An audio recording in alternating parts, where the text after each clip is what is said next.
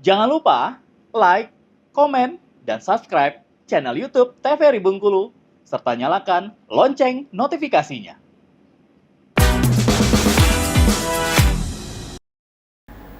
Obrolan pas di sini kembali lagi nih pemirsa Opini. Tapi sebelum itu jangan lupa untuk pemirsa Opini bisa follow sekarang juga sosial media TVRI Bengkulu mulai dari Instagram, Facebook, dan TikTok tentunya untuk bisa mengetahui dan juga mendapatkan informasi-informasi terupdate dari TVRI Bengkulu. Salah satunya bisa tahu nih kapan untuk Opini ini episodenya dan tentunya bersama dengan Bapak Bupati Sluma kita. Nah Pak, jadi kita lanjut kembali. Ini kan suatu program yang menarik nih Ya. untuk cetak sawah. Nah, jadi juga mudah-mudahan juga Sluma nanti akan menjadi lumbung padinya Ya. Provinsi Bengkulu nih. Insya Nah, Allah. seperti apa nih Pak Tidi untuk perjalanan di cetak sawah ini? Baik, kalau terkait dengan cetak sawah ini merupakan satu program Pak Prabowo. Sebetulnya menjadikan Indonesia harus ketahanan pangan. Oke. Salah satunya usahanya adalah berupa cetak sawah di beberapa kabupaten kota yang memenuhi kriteria. Oke. Nah, alhamdulillah setelah kita lengkapi semua persyaratan, kita ajukan ke kementerian, kemudian disurvei oleh akademisi UNIP. Alhamdulillah Sluma mendapatkan sekitar 600 hektar cetak sawah yang tersebar ada di semua kecamatan lah. Jadi misalnya ada yang 100, ada yang 50, di Sedang Alas ada 70, totalnya 600 hektar. 600 hektar itu terbagi-bagi se-Kabupaten Sluma. Betul, se-Kabupaten Sluma. Wah, keren sekali. Dan ini sudah mulai berjalan, Pak ya? Insya Allah ketika ini survei terakhir kemarin kita ketemu dengan akademisi dari UNIP, sudah dipastikan titik-titik yang sudah layak untuk sudah memenuhi syarat. Oke. Setelah kita bahas, kemudian kita kirimkan ke kementerian untuk ditindaklanjuti secepatnya. Oh, oke. Wah, mudah-mudahan memang benar-benar bisa berjalan dengan lancar nanti sehingga itu tadi tuh untuk di Kabupaten Sluma bisa menjadi lumbung padinya untuk Provinsi Bengkulu kita ini. Nah, bagaimana dengan anak-anak muda sekarang kan yang hobi jalan-jalan? Ya. Untuk pariwisatanya Kabupaten Sluma nih, seperti Ya. apa yang akan dilakukan ke depannya dari Pak Teddy bersama Wakil Bupati tentunya untuk kemajuan dunia pariwisata yang ada di Kabupaten Sluma? Jadi kalau Sluma karena kita berbatasan dengan kota, maka pariwisata ini ternyata saya garis bawahi bahwa akses inilah yang perlu kita utamakan dulu. Kemudian kita upayakan dengan desa terkait. Jadi pariwisata di Sluma ini memang pesisir pantai ini yang menjadi target utama. Oke. Memang Sluma sepanjang garis pantai ini, insya Allah pantainya bagus-bagus. Betul. Tinggal kita upayakan, kita bersihkan agar kunjungan-kunjungan pemuda maupun orang tua, sebenarnya banyak ini orang-orang yang ingin berkunjung ke pantai, ke Sluma. Kemudian ingin ada yang lebih ekstrim lagi di Lubuk Resam. Itu luar biasa, tapi memang harus kita kembangkan. Nah, ini terkait dengan program selanjutnya. Karena program infrastruktur ini di Sluma emang ekstra, Mas, terutama untuk daerah-daerah penunjang pariwisata. Kita arahkan ke sana bagaimana mengefisiensikan dengan anggaran yang ada tetapi maksimal hasilnya. Oh, oke. Gitu.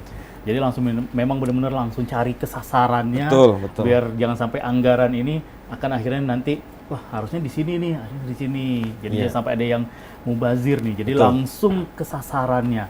Apa yang menjadi fokus-fokus penting dari pemerintahan di Kabupaten Sluma di bawah kepemimpinan dari Bapak Bupati ini. Dan untuk itu kan tadi sudah nih untuk infrastruktur juga yang tadi Pak bilang bahwa benar-benar dari pemerintah Kabupaten Sluma sekarang fokus juga untuk mengembangkan, membangun infrastruktur di Kabupaten Sluma. Baik, topologi daerah Sluma ini adalah perbukitan. Kemudian desanya begitu luas dan medannya begitu berat. Maka kalau menurut saya ke depan ini kita harus memperbanyak alat berat sebetulnya. Alat berat ini bisa digunakan untuk swakelola. Dengan anggaran yang mungkin kita upayakan buat alat berat, bisa dimanfaatkan bersama-sama. Oh, oke. Misalnya kita ada kesempatan membeli alat berat, mending kita beli alat berat, kita sama-sama swakelola, kita gotong royong dengan masyarakat, karena keterbatasan anggaran sebetulnya. Kalau dengan seluas daerah Seluma, kemudian dengan jalan yang banyak, kita hanya mengandalkan dengan anggaran yang ada, saya rasa tidak akan selesai. Bagaimana strateginya?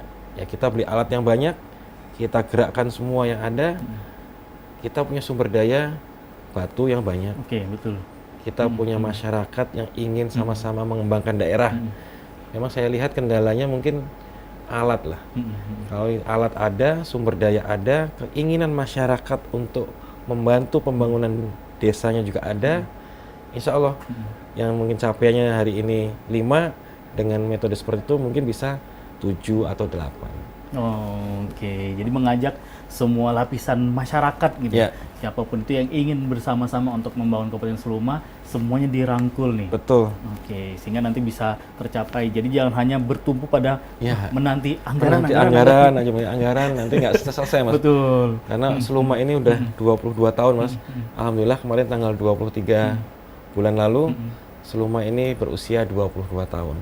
Oke, 22 tahun. Usia yang udah dewasa Untuk sebenarnya. satu kabupaten itu usia yang sudah dewasa dan pasti sudah banyak kemajuan-kemajuan dari usia pertama dahulu sampai sekarang di 22 tahun. Betul. Nah, kita akan kembali lagi nih tentang sosok Pak Teddy nih. Ya. Tapi sebelum itu Pak Teddy, pernah bermimpi nggak? Nah, mungkin pada saat jam kerjanya kita sering tuh ngumpul sama teman-teman, cita-citanya apa, cita-citanya apa. Nah, kalau dari Pak Teddy pernah bermimpi nggak? Suatu saat, wah, saya akan menjadi seorang pemimpin nih. Ya, kelihatannya sih kalau bermimpi enggak sih Mas. Tapi memang di Semarang itu memang ayah itu pernah mendampingi menjadi asprinya Pak Wali Kota. Jadi sedikit banyak memang tahu kehidupan kalau menjadi kepala daerah itu ternyata sibuknya seperti itu. Tapi memang tidak terpikir bisa menjadi kepala daerah. Belum, ternyata luar biasa perjuangannya kepala daerah. Tidak seindah yang dilihat orang. Kurang waktu, kurang tidur, dan lain-lain untuk memikirkan masalah-masalah dan bagaimana solusi yang terbaik untuk semua orang yang terlibat. Benar-benar sekali, karena kan suara yang ada dengar nih kan banyak nih. Betul. Dari seluruh masyarakat, Betul. dari kaum ibu-ibu, Betul. apalagi nih kaum mak-mak nih. Mak. Apalagi dari kaum mak-mak, wah banyak nih maunya. Ayo dong Pak, ini bikin pasar modern Betul. segala macam gitu kan. Emang harus kita akomodir Mas, semua pihak itu dengan keterbatasannya ada, semua masukan, semua ide kita akan tampung. Ya, ini tugas Bupati yang memikirkan bagaimana solusi ke depannya, bagaimana merealisasikan keinginannya, pelan-pelan. Tapi alhamdulillah 3 bulan ini saya sudah bisa mengatur pola pemerintahan. Kita ketahui bersama-sama bahwa kinerja dari ASN, internal dari birokrasi memang harus kita perbaiki bersama-sama. 3 bulan ini alhamdulillah kedisiplinan ASN meningkat, kemudian hak mereka juga walaupun terlambat sebentar tetap saya berikan. Kemudian kantor-kantor mungkin sudah sedikit rame, urusan untuk birokrasi sekarang sudah cepat, karena semua keluhan, semua yang bisa saya percepat. Itu pembenahan ke dalam. Ya, alhamdulillah sudah membaik. Dan insya Allah kedepannya akan lebih saya tingkatkan lagi bagaimana pelayanan ke masyarakat atau ke pihak yang lain membutuhkan pelayanan, jangan dihambat, karena kadang-kadang mindset dari birokrasi ini pengen dilayani, tapi sekarang kan harus melayani. Budaya seperti inilah yang saya coba bangun, bahwa kita harus melayani masyarakat dengan cepat dan tepat. Namanya juga abdi negara, mengabdi untuk negara dan juga ke masyarakat tentunya. Betul. Jadi dengan hadirnya Bupati kita ini, Pak Teddy, otomatis juga akan mengajak semua teman-teman ASN se-Kabupaten Seluma merubah pola kerjanya. Betul. Jadi datang ke kantor tujuannya bukan untuk bekerja, tapi untuk melayani. Betul. Ada yang datang mau bikin KTP, langsung bisa saset-saset, birokrasi selesai. Betul. Gitu. Kalau harus cepat lah, cepat, murah, dan sesuai dengan aturan yang ada. Nah, kalau di Kabupaten Seluma nih Pak Teddy, untuk berbicara soal makanan nih. Nah, apa yang paling favorit? Biasanya kan dulu pada saat musim Lebaran nih, pulang kampung, mudik ke Kabupaten Seluma, apa yang paling dicari? Iya, jadi kalau untuk makanan itu sebenarnya dari kecil, karena ayah suka masakan Seluma, maka ibu juga suka masak masakan Seluma, dan lidah ini udah nggak asing lagi. Apapun yang dari Bengkulu udah terbiasa dari kecil udah makan. Jadi sama saja, tempoyak oke, jenang juga lempuk oke, semuanya masuk saya ini. Semua makanan yang di Sumatera ini alhamdulillah.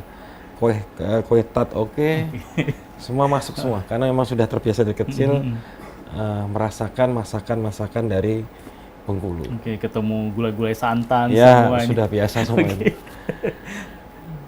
Nah kalau biasanya nih Pak Dedi, ini kan biasanya kalau dulu mungkin pada saat waktu liburan sama anak-anak, sekarang kan waktu liburnya malahan tetap kerja juga. Ya. Mungkin datang ke masyarakat, menemui masyarakat langsung. Nah kalau untuk biasanya langsung ke masyarakat, apa sih yang biasanya masyarakat curhat? Kan otomatis masyarakat seneng nih. Betul. Wah, Pak Bupati datang nih. Betul. Saya lagi datang kondangan nih. Kesempatan mereka nih untuk ketemu curhat, Pak. Gini. Jadi kalau saya bertemu dengan masyarakat, yang pertama masyarakat itu sebetulnya betul tadi kata Mas Iqbal, masyarakat tuh suka kalau bupatinya hadir. Oh, Pak Bupati hadir. Oh, ternyata Pak Bupati alhamdulillah bisa menghadiri ya.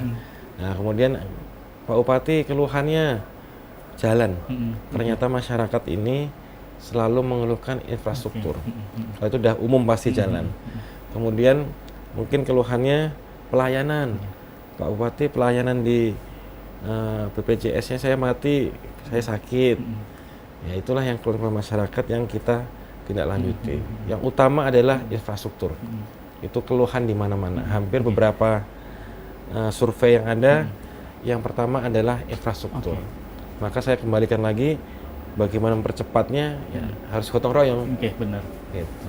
Jadi biar begitu datang ke tempat masyarakat, Pak, jalan kita udah bagus nih gitu. Wah, terima kasih banyak. Wah, luar biasa. Nah, Pak, jadi kita tahan kembali obrolan kita. Kita masih punya satu segmen terakhir, tapi jangan kemana-mana, pemirsa Opini. Tentunya obrolan pas di sini masih akan kembali lagi hanya untuk Anda.